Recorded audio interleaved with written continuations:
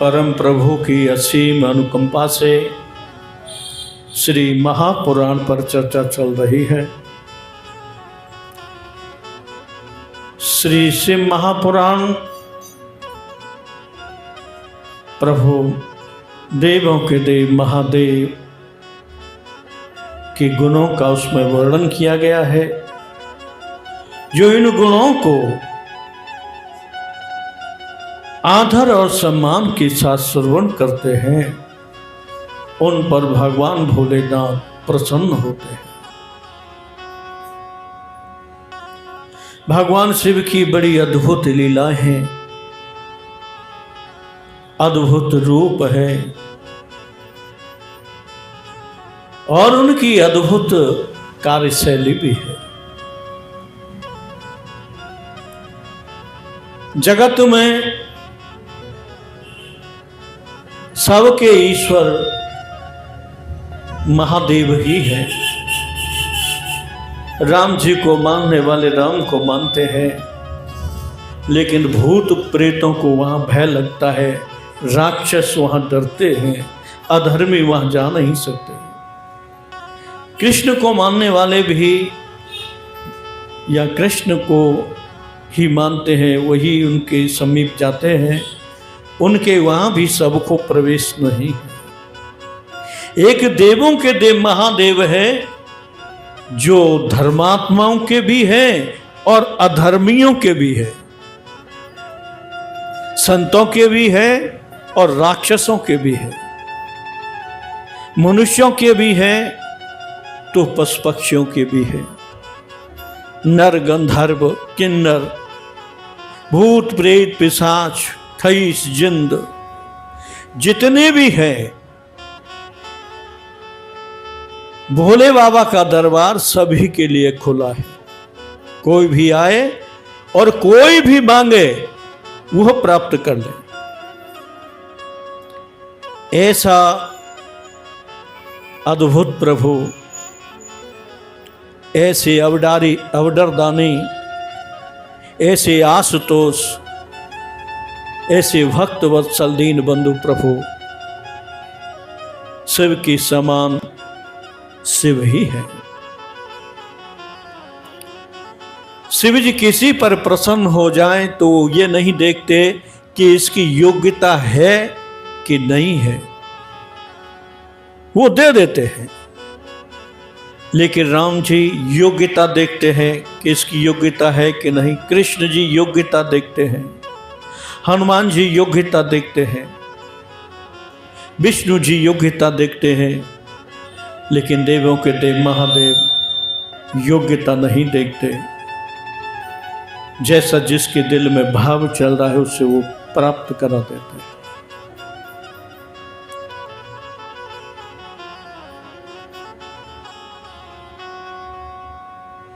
रावण जैसा राक्षस, उसको भी जगह थी।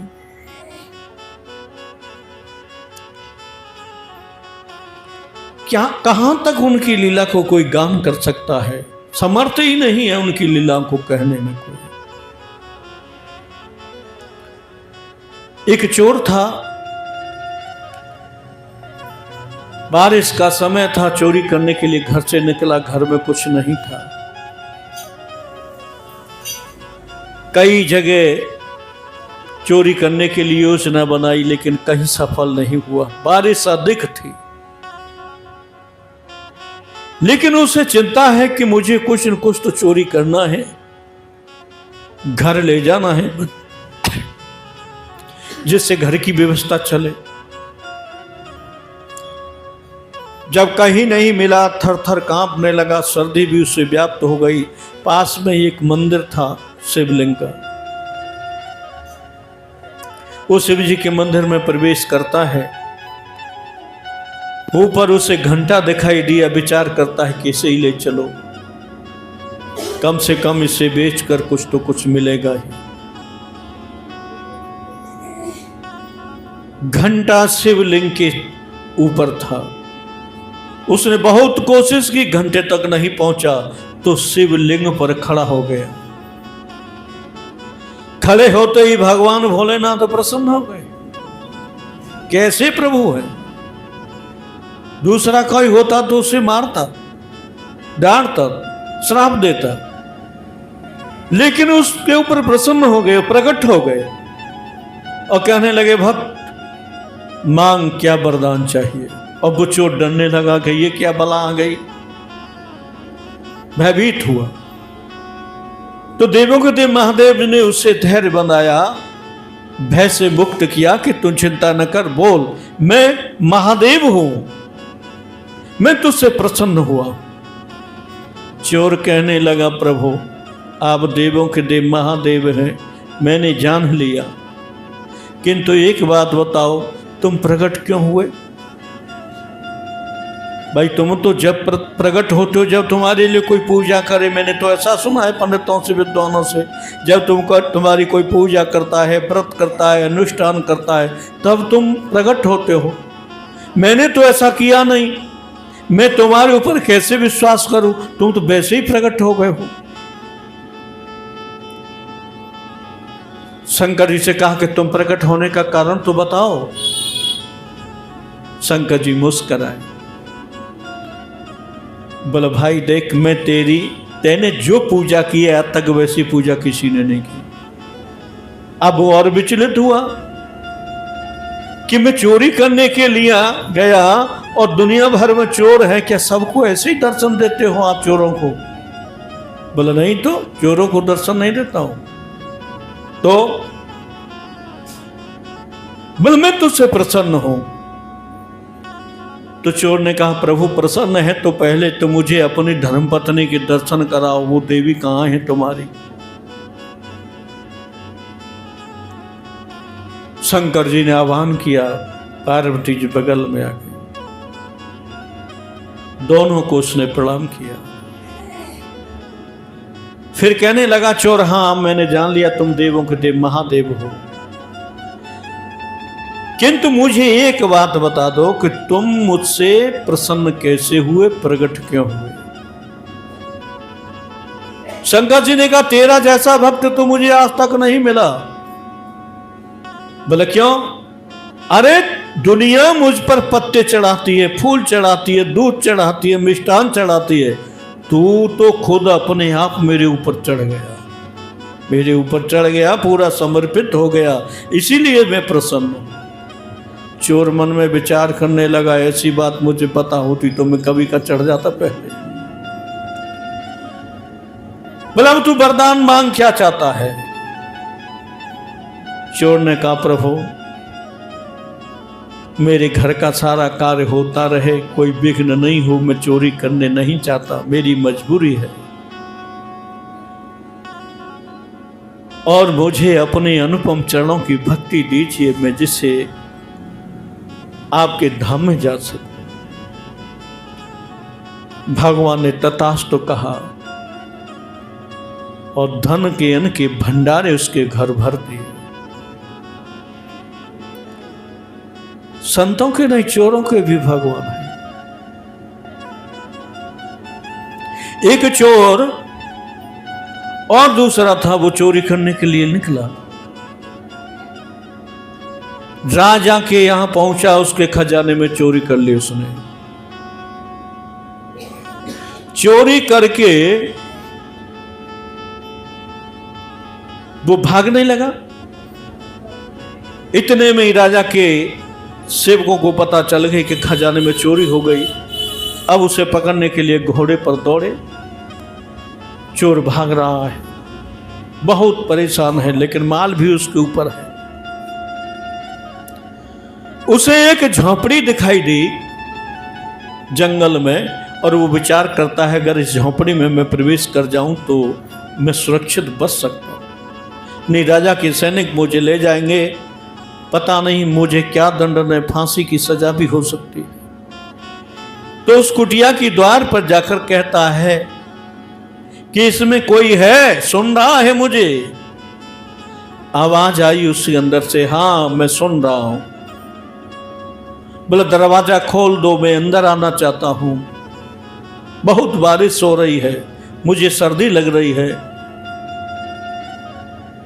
अब पूछा अंदर से कि तुम कौन हो? बोला मैं चोर हूं। बोले चोर? हाँ चोर हूं। अंदर संत बैठे थे, कहा कि चल भाग जा यहां से, मेरे पास तेरे काम नहीं है, मेरे यहां चोरों के लिए कोई जगह नहीं है, चल भाग यहां से। अब वो बहुत डर गया था। डर की वजह से प्राणों पर जब आती है तो कोई न कोई तो युक्ति उसे सूझते है। उसने महादेव का नाम लिया, प्रभु आप तो दुनिया के हो, क्या मुझे इस समय नहीं बचाओगे? महादेव बाबा प्रकट हुए, प्रसन्न हुए और उस महात्मा को डांटा आकाशवाणी के द्वारा, अरे महात्मा तू कैसा महात्मा है, जब तेरे द्वार पर कोई पुकार रहा है तो तुझे अंदर लेने में क्या बात है? महात्मा ने कहा ये चोर है, मेरे यहां चोर का स्थान नहीं है। आकाशवाणी ने कहा कि ठीक है मानता हूं चोर है, लेकिन ये बोल क्या रहा है इस पर गौर नहीं किया तुमने कि ये सत्य बोल रहा है। अब जो सत्य पर चलता है उसका मैं मददगार हूं। कुटिया खोल और इसे अंदर ले ले। महात्मा ने कहा नहीं लूंगा, चोर है। तब महादेव बाबा ने आकाशवाणी के द्वारा कहा कि तू आज जान रहा है ये चोर है, जब इसने कहा था तब, लेकिन मैं तो तुझे जानता हूं, तू कितने जन्मों में तेने चोरी की है, लेकिन मैंने कभी तुझे कुछ कहा, रोका?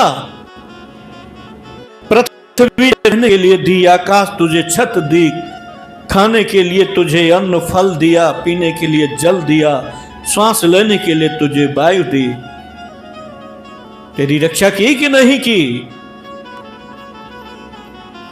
तब महात्मा को ज्ञान हुआ और उसे अंदर लिया। जितना माल था वो सब कुटिया में छुपा दिया।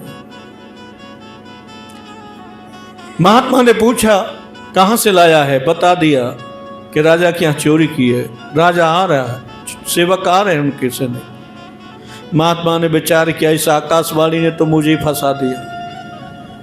राजा के सैनिक आएंगे, माल के सहित इसको पकड़ेंगे और मुझे भी सम्मिलित करेंगे और दोनों को फांसी होगी। बड़ा विचलित सैनिक आए, कुटिया में आवाज लगाई, बोला कौन हो? बोला हम राजा के सैनिक हैं, यहां राजा की यहाँ चोरी हुई है, वो घूम रहा है इसी क्षेत्र में, क्या तुम्हारे अंदर है? अब उस महात्मा को बड़ा वचन लगा कि भगवान सत्य की रक्षा करते हैं और ये सीधी बात पूछ रहे हैं कि तेरी कुटिया में चोर है। मैं कहूं नहीं तो मैं भगवान की नजर में झूठा बनूंगा, भगवान मुझसे नाराज होंगे, और मैं कहूं कि हां है तो मैं भी पकड़ा जाऊंगा और फांसी पर लटकना पड़ेगा। अब महात्मा को बड़ा भय लगा, विचार करने लगा मुझे क्या करना चाहिए, झूठ बोलूं कि सत्य बोलूं। अंत में महात्मा ने दृढ़ता के साथ निश्चय किया कि मेरे प्राण चाहे तो चले जाएं, मैं पकड़ा जाऊं तो पकड़ा जाऊं, मैं जिस सत्य की खोज में निकला हूं और जिस सत्य पे मुझे चलना है, आज मैं वही सत्य बोलूंगा। तो उस महात्मा ने कहा हां चोर हमारे पास है।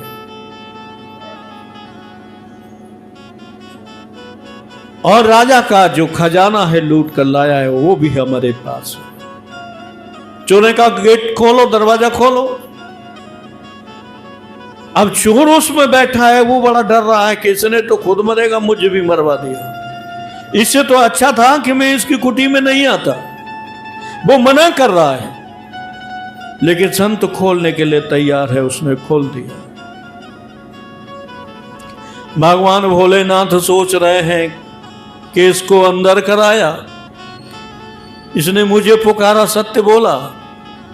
अब ये चोर माल और ये सैनिक, और इसने दरवाजा खोल दिया और इसने भी सत्य का पालन किया, तो अब मुझे इसे भी बचाना होगा। तब उन्होंने, जब सैनिक अंदर प्रवेश कर गए, तो जो चोर बैठा था, जब सैनिकों ने उसे देखा तो उन्हें सर्प दिखाई दिया। सैनिक डर गए, बोले महात्मा तुमने तो कहा चोर बैठा है। बोला हाँ मैंने तो कहा था चोर बैठा है, चोर बैठा है। महात्मा को चोर दिखाई दे रहा है और सैनिकों को सर्प दिखाई दे रहा है। बोले माल कहां है? कि माल वो रखा, महात्मा को माल दिखाई दे रहा है। चोर जब देखते हैं तो वहां भी उन्हें सर्प दिखाई देता है। सर्प बड़ा भयंकर फुसकार भूत। तो किसी सैनिक ने कहा कि ये तो पागल हो गया है बाबा जी, चलो चलो यहां से निकल। तो सत्य एक ऐसा हथियार है कि इसे जब हम प्रयोग करते हैं तो कष्ट तो होता है प्रथम में, लेकिन अंत में ये बड़ा सुख देता है, आनंद देता है।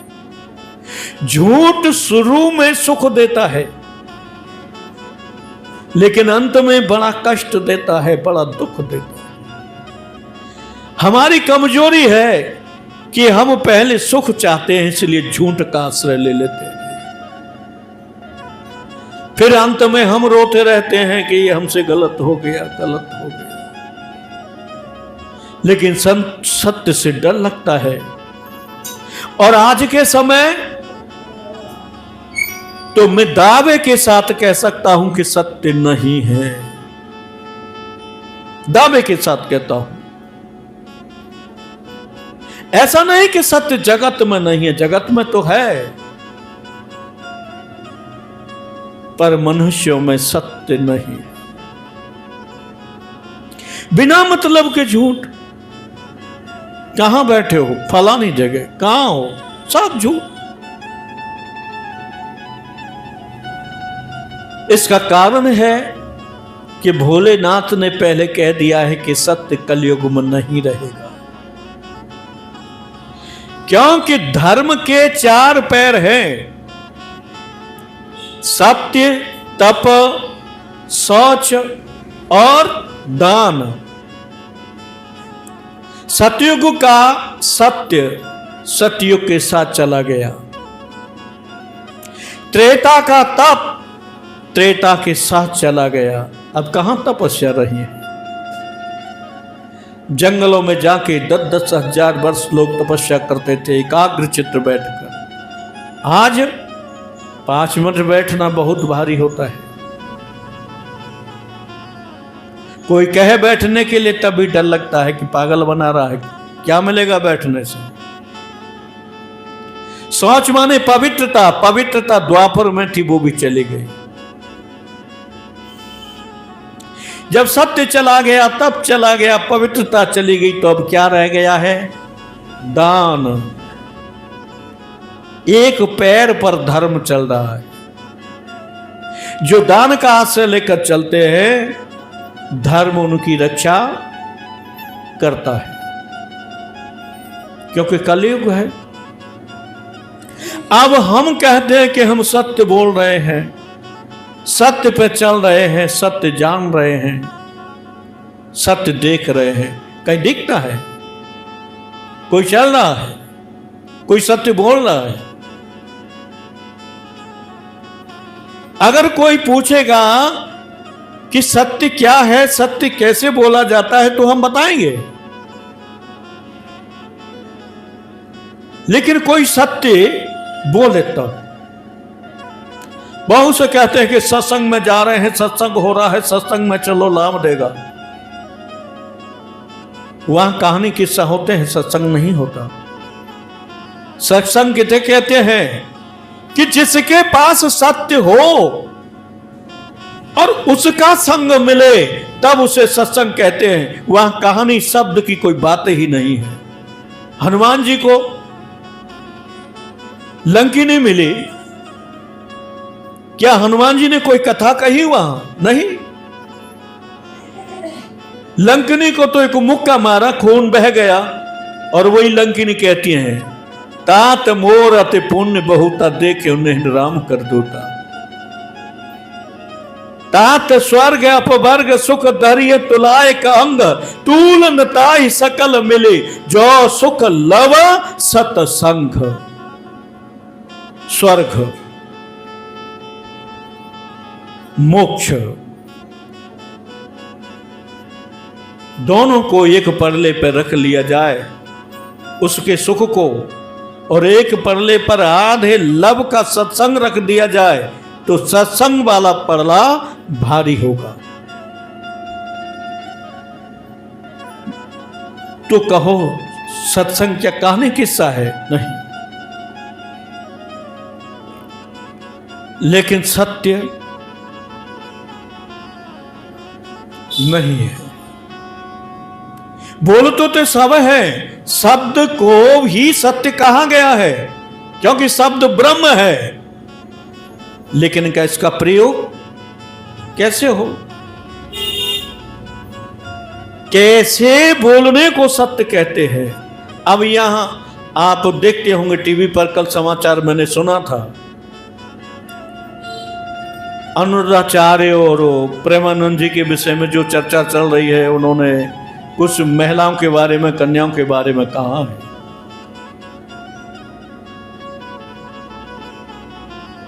सत्य है ही नहीं, तो तुम बोल क्या रहे हो? क्या तुम सत्य बोल रहे हो?